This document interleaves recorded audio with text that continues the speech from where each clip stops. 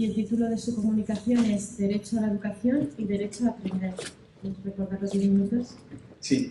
Muy bien, gracias. ¿Se escucha bien, verdad? Yo quiero hablar de... Sí, lo tengo.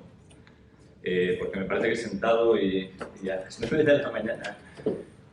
Muy posible que acabe durmiéndoles a todos y lo que es peor todavía, dormirme yo, que ya me he pasado una vez de quedarme metido en una exposición. Yo no soy biólogo, ni neurólogo, ni médico en ningún aspecto, entonces no puedo hablar como experto de las teorías, tantas teorías que hay, sobre las que todos los días leemos, de la importancia que tiene el aprendizaje de los niños en edades tempranas, ¿no? De los 0 a los 6 años. He leído bastante sobre el tema y tiene toda la pinta de ser ciertas esas teorías, según las cuales, por vía de sinapsis, de pequeños chispazos eléctricos en el cerebro, se va formando lo que es el desarrollo del cerebro de los niños durante prácticamente los 6 primeros años, a lo mejor hasta los 7 primeros años de vida. A esta parte del desarrollo no se le llama educación, se le llama aprendizaje.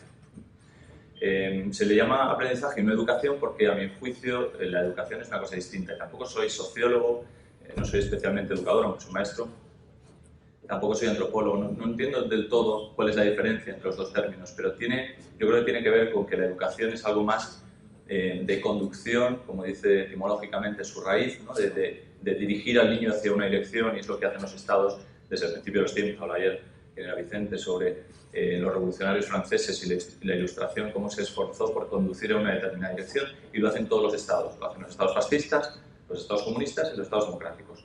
Y los estados democráticos inculcan a la hora de educar una serie de valores que son los democráticos, que nos pueden parecer mejores que los fascistas o los comunistas, pero va por ahí. Conducen o dirigen a los niños en una determinada dirección. Completamente distinto de lo que es el aprendizaje. El aprendizaje es biológico, natural. En esencia no es distinto de lo que ocurre con un pez o con un pájaro. Aprender a nadar o aprender a volar. Lo que ocurre es que los hombres pues, desarrollamos nuestro cerebro, ¿no? Y es algo muchísimo más complejo.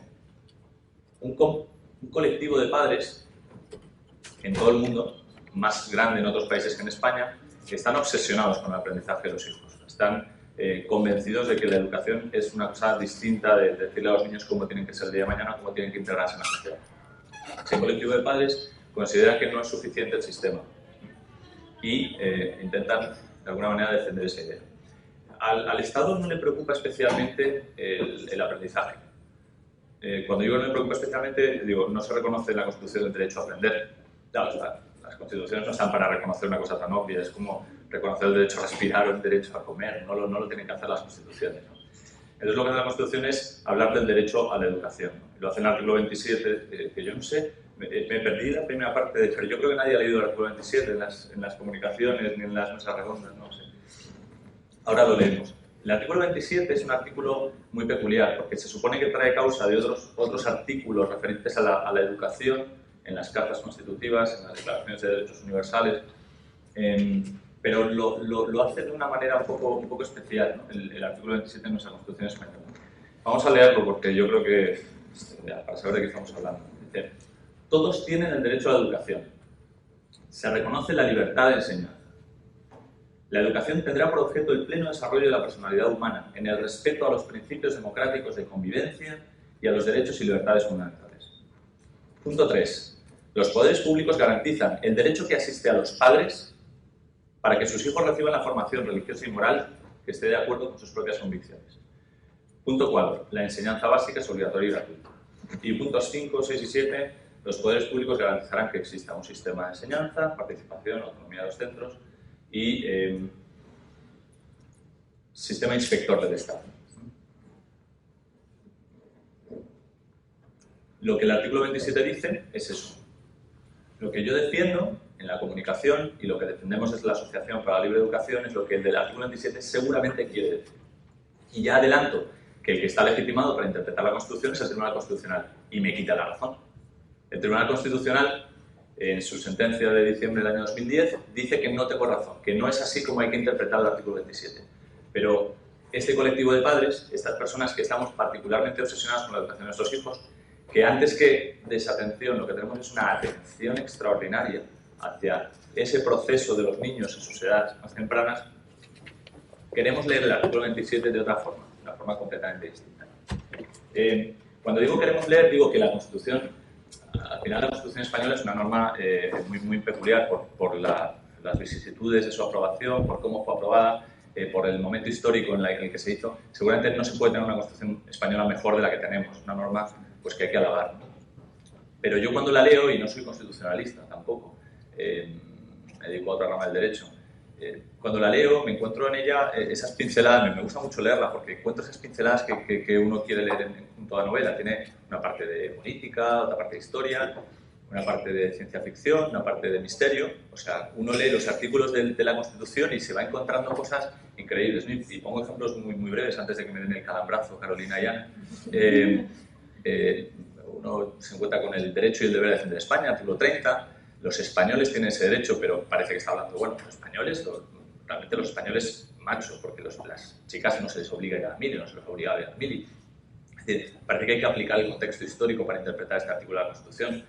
El derecho a la vivienda, yo sí me dedico a la vivienda, entonces cuando viene, y nos ha pasado a alguno de los profesionales que nos dedicamos a esto, ¿no? Yo soy muy interesado al registro de la propiedad y dice que la Constitución dice que yo tengo derecho a una vivienda que me den la mía. Dice, pues ¿cómo le digo a este señor que la Constitución hay que leerla con un poco de sentido común? Que no hay un derecho a la vivienda y uno puede llegar al registro de la propiedad a pedirla, ¿no? Y esto ha pasado, es cierto, o sea, es una anécdota real. O el que más me gusta, el artículo que es el 35 de la Constitución, dice los españoles tienen el deber de trabajar y el derecho al trabajo.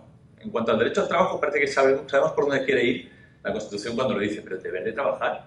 O sea, mucho ojo al que le toque la lotería o una herencia y decida que no quiere trabajar, porque es que puede venir la autoridad y decir, señor, usted tiene el deber de trabajar, o sea, que vaya corriendo un puesto de trabajo, se lo vamos a buscar. Es decir, puede la administración meterse con unas cosas, y dice el deber de trabajar, que en la educación no dice nada el deber de ser educado. La Constitución hay que leerla con sentido común, con sentido histórico, con sentido político, y tenemos que los profesionales del derecho, que toda la sociedad tiene que trabajar para leer la Constitución como nosotros queremos, ¿no? Y eso es lo que yo en esta comunicación pretendo. ¿Cómo me gustaría leer el artículo 27 y lo que el artículo 27 seguramente quiere decir?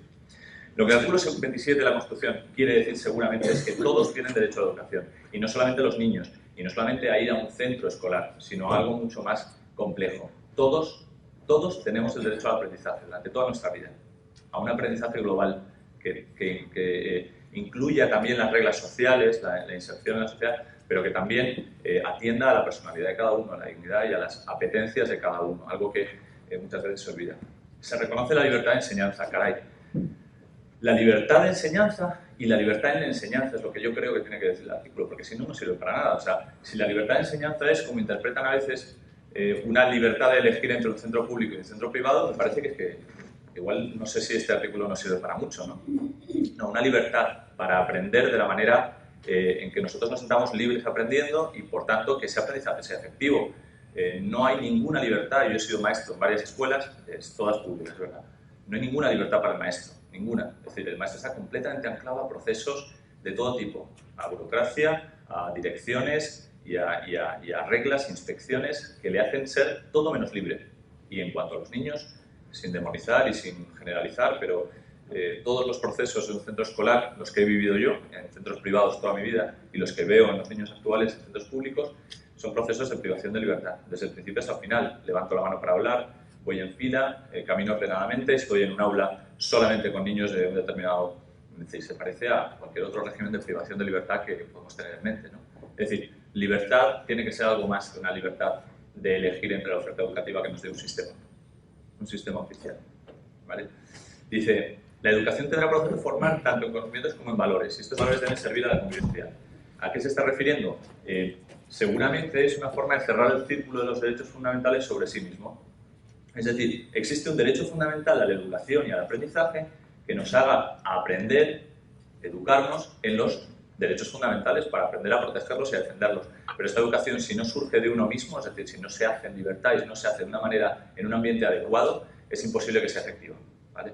Si se hace por la vía de dirección, de imposición y de que estos son los valores que tienes que tener y estos son los valores que tienes que aprenderte, es imposible que desde dentro el niño al final acabe defendiéndonos, ¿vale? El niño o cualquier otra persona. Punto 3. Los poderes públicos garantizarán el derecho que asiste a los padres para elegir entre un tipo de educación u otra. para elegir la educación que mejor se adapte a sus convicciones morales o religiosas. Pero ¿cómo que los padres? El derecho a educación no es un derecho de los hijos, es decir, como todo el mundo interpreta, es algo que tienen los niños, las personas en edad temprana de la vida. Entonces, ¿por qué todas las cartas constitutivas hablan del derecho de los padres? El artículo 27 de la Constitución dice el Estado garantizará el derecho que existen los padres. El artículo 26 de la Declaración de los Derechos del Hombre dice los padres tienen derecho preferente a escoger el tipo de educación que habrá de darse a sus hijos. El artículo 14 de la Carta de los Derechos de la Unión Europea, que también se dijo ayer, dice se respetará el derecho de los padres para garantizar una educación y enseñanza. Los padres todo el rato, ¿por qué los padres? Bueno, pues por sentido común otra vez. Es decir, los padres, no un ministro de educación, no un profesor, no un director de centro. Los padres son los que más quieren a sus hijos. Y no me valen los casos de abusos, porque abusos hay por todas partes, no podemos coger esa excepción como norma. Los padres son los primeros interesados en que sus hijos reciban la máxima atención, sobre todo durante las primeras etapas de su vida, porque son los que les quieren. Es que no hay otro argumento más importante que el amor. O sea, es así.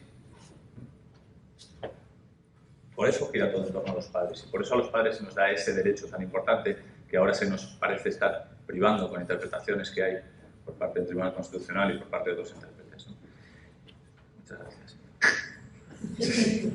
Vale, la enseñanza básica es obligatoria y gratuita y debe serlo en la medida en que todos tenemos que acceder a estas funciones esenciales para la vida. Una de ellas es el aprendizaje, como he dicho. Los padres que puedan hacerlo en sus hogares deberán contar con los medios necesarios para hacerlo. Si quieren hacerlo en sus hogares y no tienen los medios necesarios, el Estado deberá proporcionárselos. Esa es la forma en la que yo leo el artículo 27 de la Constitución, ¿vale? Y los padres que no quieran o no puedan dedicarse a eso porque hayan elegido otra forma de vida, por ejemplo, trabajar hasta las 10 de la noche o crean más en el sistema que en sí mismos para desarrollar esta función, pues para eso el Estado tiene la obligación de montar todo un sistema educativo y hacerlo lo mejor posible. Y en cuanto a inspección y lo demás, por supuesto, el Estado tiene que velar porque no haya abusos y porque esto se realice en condiciones de cumplimiento de los valores fundamentales y la dignidad humana. Realmente, lo único que pretendo con esto es decir, el artículo 27 se puede interpretar por el Tribunal Constitucional como que no es tan importante, como que los hijos obligatoriamente tienen que ir a un centro, o como estamos escuchando y seguramente escucharemos a lo largo del día a personas que saben mucho más que yo de la Constitución. No soy biólogo, no soy antropólogo, no soy sociólogo, no soy constitucionalista, lo que soy es un padre, ¿no? Y mi mujer y yo, como padres, reivindicamos el derecho de leer este artículo de la Constitución con sentido común, con sentido de la esencia biológica del ser humano y con el respeto que dice el artículo 10 que hay que tener a la dignidad de la persona, a la dignidad de los hijos, a su derecho a elegir una buena educación y un buen